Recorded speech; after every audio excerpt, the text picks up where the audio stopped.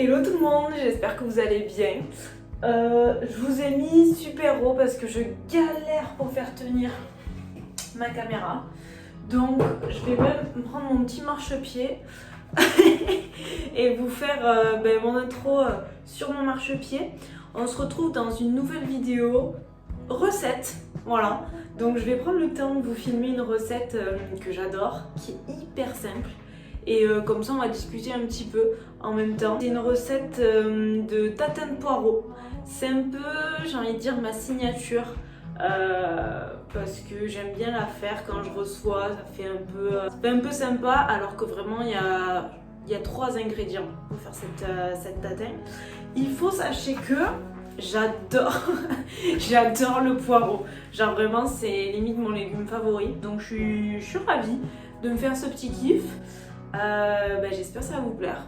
C'est parti. Ok, donc on commence, vraiment décidément le cadrage il est catastrophique. On commence simplement par trier nos poireaux quoi. Alors oui, j'ai un couteau à pain, mais c'est plus rapide comme ça. Donc je vais laver mes poireaux. Déjà j'enlève ma première feuille. Franchement c'est... Je vous mens pas, c'est vraiment très très basique. Moi j'aime bien les recettes tranquilles. Genre si tu passes genre 8 heures en cuisine, c'est un peu too much. Des fois j'aime bien pour vraiment des occasions type pour Noël, où vraiment on prend le temps de brainstormer, de faire un menu, mais on va dire au quotidien, je peux pas passer autant de temps quoi. Enfin voilà.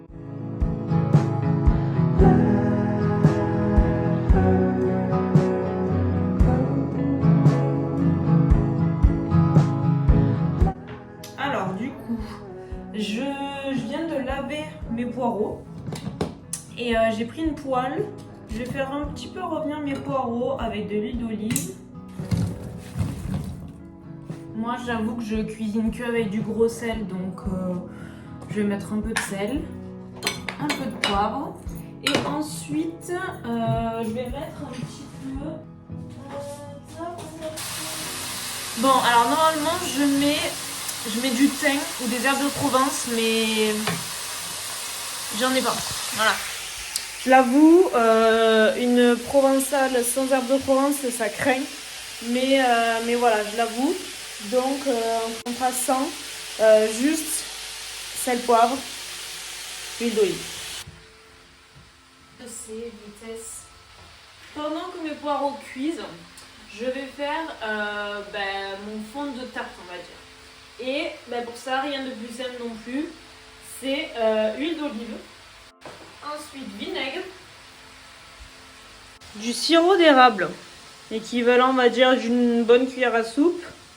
Du sel. Du poivre.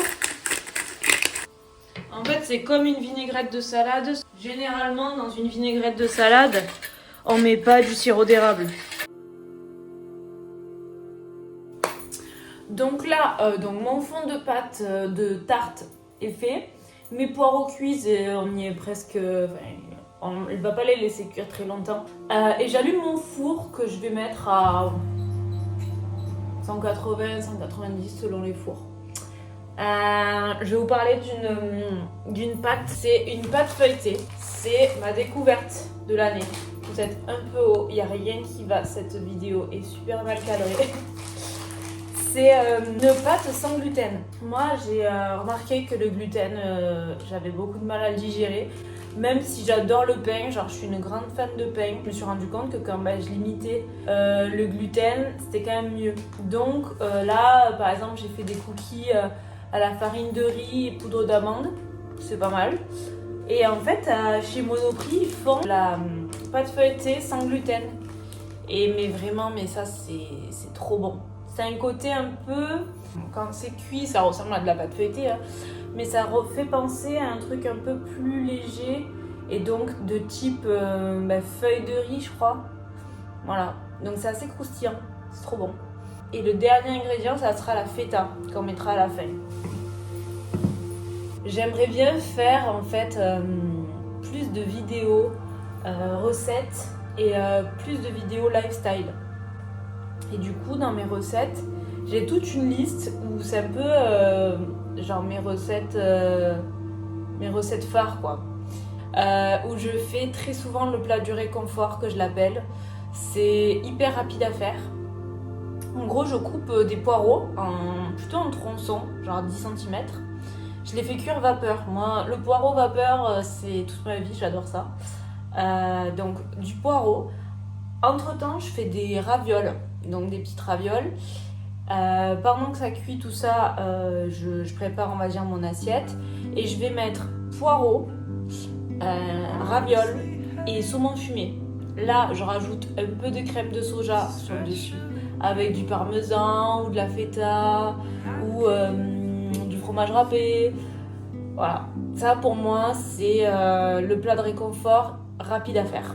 Des petites recettes pour vous, ça doit être cuit donc on va continuer. Voilà, donc là c'est assez cuit pour moi. C'est pas hyper cuit mais c'est assez cuit pour la suite.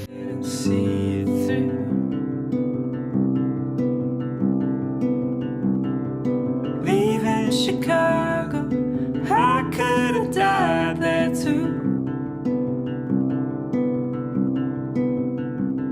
Bon et bien les amis, comme vous avez pu le voir, j'ai retourné la tarte. Heureusement je vous ai pas filmé cette partie parce que c'était quand même un petit peu folklore. Mettez-vous sur votre évier pour la retourner quand même.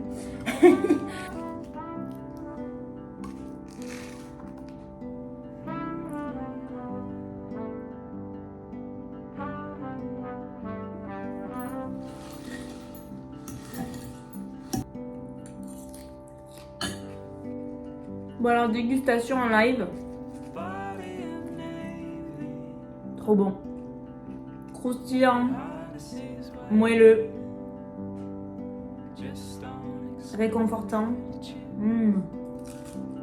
C'est une dinguerie. Bon bah les amis écoutez, je viens de finir de manger. C'était trop bon. J'ai mangé une demi-tarte. Voilà. Comme ça c'est dit. Je me suis régalée donc je vous conseille de tester cette recette et de vous régaler à votre tour. Voilà, profitez de la saison des poireaux avant que ça se termine. Et voilà, je vous fais de gros bisous, j'espère que ça vous aura plu. Et je vous souhaite une bonne soirée, une bonne journée. Et voilà, à la prochaine, bisous.